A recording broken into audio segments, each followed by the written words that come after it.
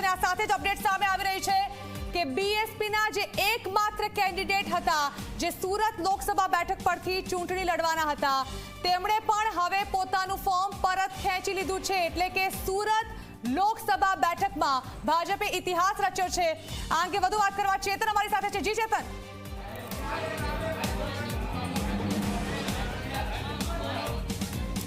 जी बिल्कुल थी सूरत लोकसभा बैठक पर भाजपे इतिहास सर्जो है कारण के जे प्यारेलाल भारती था जे बीएसपी ना जे पोते उम्मीदवार था तेमने पोतानु जे फॉर्म है ते फॉर्म परत खेंची लीधुं छे एटले के हवे भाजपना मुकेश दलाल बिनहरीफ रीते चूंटाई आव्या छे। आप जोई सको छो जे कलेक्टर कचेरीनो जे पाटलो दरवाजो छे ज्यां बीएसपी ना जे कार्यकर्ता छे तेमना जे परिवारजनो छे ते पण અહીં જોવા મળી રહ્યા છે। જે રીતે 9 જેટલા જે ઉમેદવારો હતા તેમને મનાવવાનો અહીં પ્રયાસ કરવામાં આવ્યો હતો જો કે ત્યારબાદ ક્યાંક જે પ્યારેલાલ છે તે પ્યારેલાલ સંપર્ક વિહોણા થઈ ગયા હતા। તેમનો સંપર્ક કરવાનો પ્રયાસ કરવામાં આવ્યો હતો જો કે તેમનો ફોન પણ સ્વિચ ઓફ થઈ ગયો હતો। આપણે તેમના પરિવારજન સાથે વાતચીત કરવાનો પ્રયાસ જી શું કહેશો?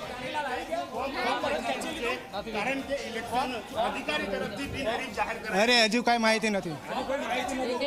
ના માહિતી નહીં। ના ના ઉપર પણ નથી ના ઉપર નથી ના નથી આવે એમને નથી આવે ઇલેક્શન કમિશન ના નથી હજુ કઈ ચૂંટણી અધિકારીઓ છે તેમના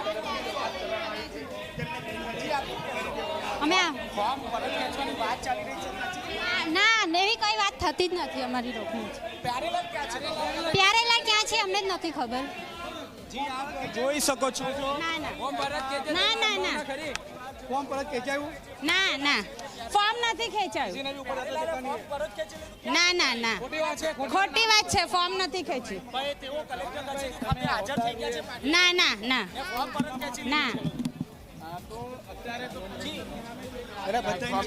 નથી અંદર ગયો નથી ખોટી મેસેજ છે અંદર કોઈ જાતા જોયો નથી કોઈ અગર તમે મીડિયા વાળા તમે લોકો કેમેરા લઈને અહીંયા ઊભા છો છે કોઈની પાસે વિડીયો ન જાતા કોઈ મીડિયા વાળા પાસે આ વિડીયો નથી ખાલી મીડિયા વાળા લોકો બીએસપી ને બદનામ કરે છે। તમારી પાસે એ વિડીયો રિલીઝ કરો નહીં તમે તમારી પાસે વિડીયો અંદર હોય જાતા તો તમે રિલીઝ કરો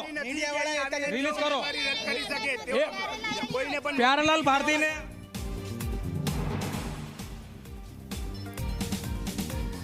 તો એક તરફ જ્યાં પ્યારેલાલ દ્વારા ફોર્મ પરત ખેંચી લેવામાં આવ્યું હોવાની માહિતી સામે આવી રહી છે પરંતુ બીજી તરફ પરિવારજનો આ બાબતથી સદંતર ઇનકાર કરી રહ્યા છે।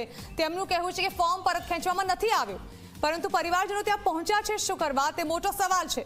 જો આ વાત સાચી હોય કે તેઓએ ફોર્મ પરત ખેંચી લીધું છે તો સુરત લોકસભા બેઠક તેના પર પ્યારેલાલ દ્વારા ફોર્મ પરત ખેંચી લેવામાં આવ્યું છે।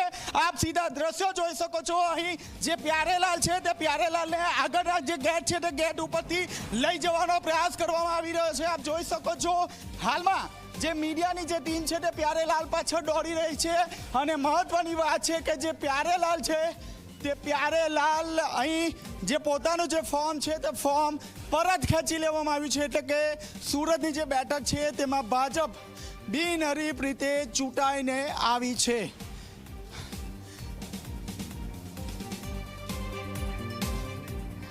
તો આ અંગે વધુ વાત કરવા માટે ભાજપ તરફથી યજ્ઞેશ દવે અમારી સાથે ફોન લાઈન પર છે। યજ્ઞેશભાઈ સૌથી પહેલી પ્રતિક્રિયા શું આપવા માંગશો? બિનહરીફ 26માંથી 26 બેઠકો 5 લાખની લીડ સાથે જીતવાના હતા પરંતુ એક બેઠક તો તમે પહેલેથી જ કબજે કરી લીધી।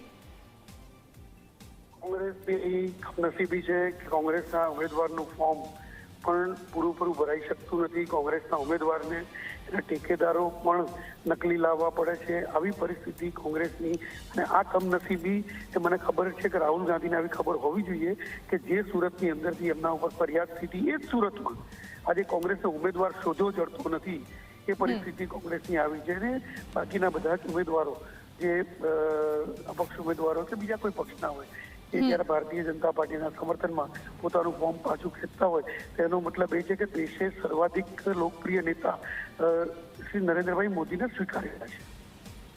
યજ્ઞેશભાઈ ઇતિહાસ રચ્યો છે આ સાથે જ ભાજપે આ રીતે પહેલીવાર સુરતમાં આ રીતે લોકસભાની બેઠક બિનહરીફ જીતવામાં આવી છે। આમ કહી શકાય તો પહેલીવાર દેશમાં આ પ્રકારે ભાજપ દ્વારા ઇતિહાસ રચવામાં આવ્યો છે। કેવી લાગણી વ્યક્ત કરવા માંગશો? 100% ભારતીય જનતા પાર્ટીની આ પ્રથમ સીટ વિજેતા બની છે। જો ફોર્મ બાજુ ખેંચી લીધું હોય તો તો એના માટે ભારતીય જનતા પાર્ટી માટે હર્ષની લાગણી હોવી જોઈએ, કારણ કે ભારતીય જનતા પાર્ટીના પ્રથમ ઉમેદવાર વિજેતા બન્યા છે ત્યારે એક જી જી બિલકુલ યજ્ઞેશભાઈ, આભાર. તો લોકસભામાં ગુજરાતમાં 7મી તારીખે આ 26 બેઠકો પર જ્યારે ચૂંટણી યોજાઈ રહી છે તે પહેલા જ ભારતીય જનતા પાર્ટી માટે ગુડ ન્યૂઝ સામે આવી ચૂક્યા છે અને આ સાથે જ ભાજપે ઇતિહાસ રચી